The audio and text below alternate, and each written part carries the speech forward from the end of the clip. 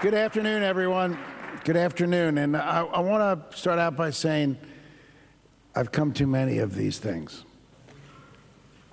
But I look at where we are. I want to see you all in Tehran someday.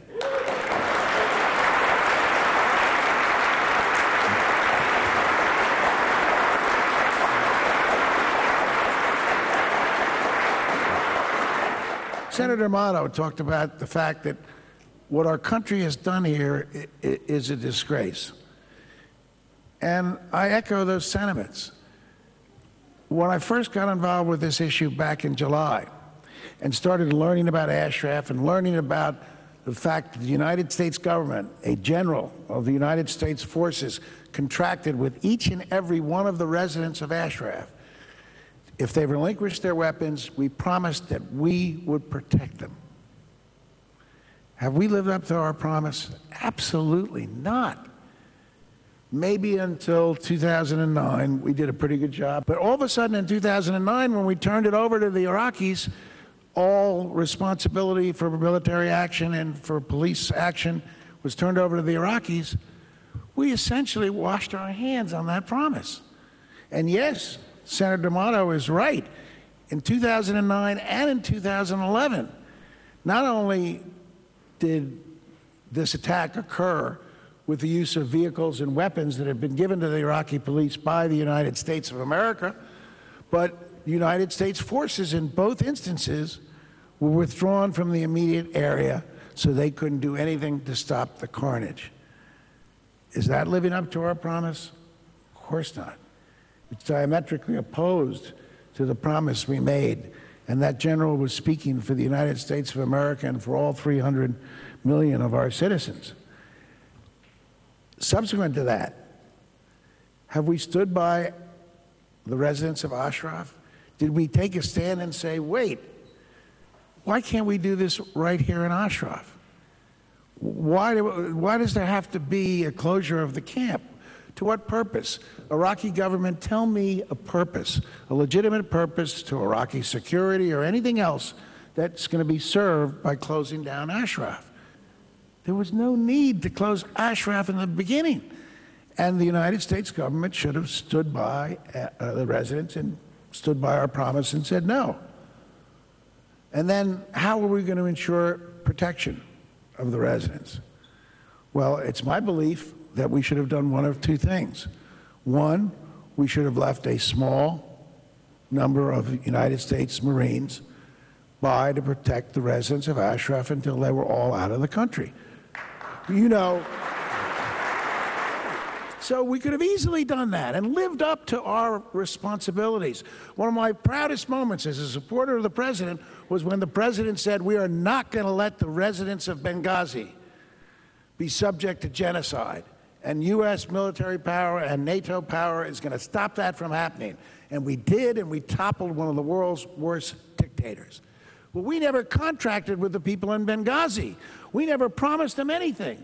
But we as America, the defender of democracy and freedom on this planet, we believed it was our right to do so.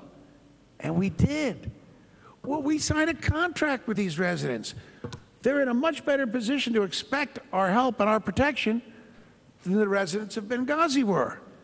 And we've turned our back on them. So yes, as our moderator said, it's time for the U.S. to stand up. It's time for us to fulfill our responsibility. It's time to not only fulfill our obligation to the residents of Ashraf, but many of you who've been coming here have heard me say this before. It's time to fulfill our obligation to the 4,000 plus United States soldiers who died in Iraq. You've heard me say,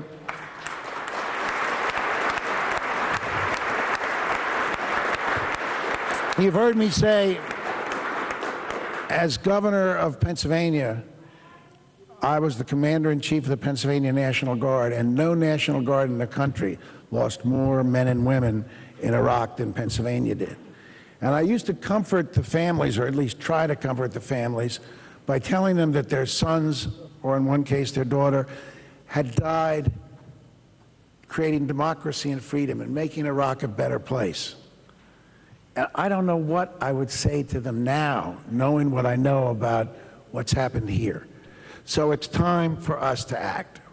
What should that action be? Well, first and foremost, we should not let Camp Liberty be turned into a prison. We should not. That's job one for the United States, job one for the UN. And I was happy to see the UNHCR say that freedom of movement was essential, because everyone says, well, this is a refugee camp. It's meeting the standards of a refugee camp.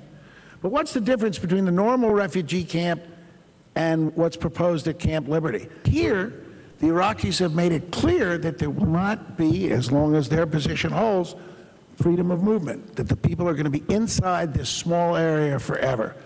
We should insist, as the UNHCR said, the U.S. should insist that there be freedom of movement. We should insist that the MOU be enforced. There's not one resident of Ashraf over there yet, and the MOU is being torn asunder. The MOU clearly says that the residents can take personal property and vehicles. The Iraqis now say that that's not the case. It is time for us, the United States, to join the UN and to be heard loud and clear, whatever the leverage is. And I agree with Ambassador Ginsburg. We've got that leverage, and we should enforce it. It's time to be heard. It's time to say, no one's going. No one's leaving until you live up to the MOU.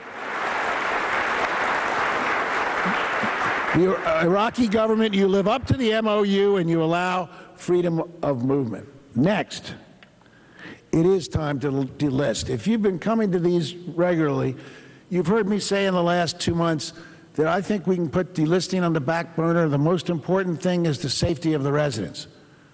But I don't believe that anymore. And let me tell you why.